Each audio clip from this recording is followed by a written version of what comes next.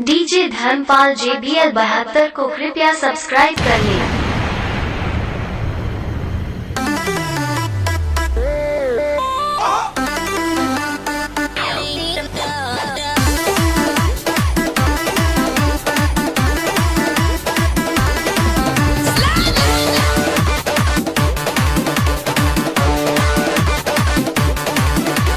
दूर हटाओ डैडी सैडी, बहुत पी लिया कोला कैंडी, अब करेंगे मर्दों वाली बात।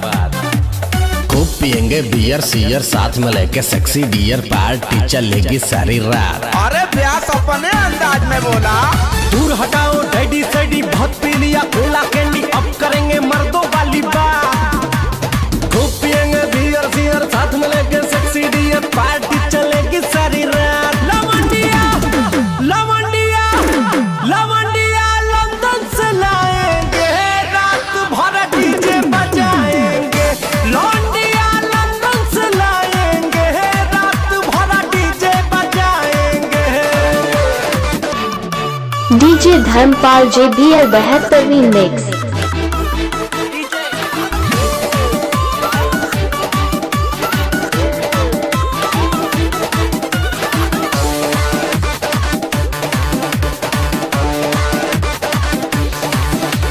रजनी के स्टाइल में सिगरेट जलाएंगे, धुएं का छल्ला बनाकर उड़ाएंगे।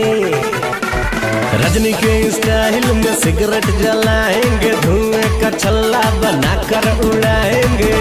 लवंडिया लवंडिया लवंडिया लंदन से लाएंगे, रात भर डीजे बजाएंगे।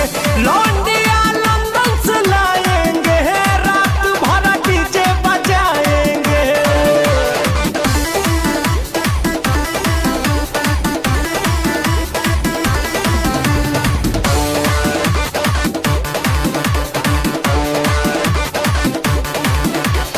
अंग्रेजी बेबी को देसी पिलाएंगे, भोजपुरिया गानों पे ठुमका लगाएंगे।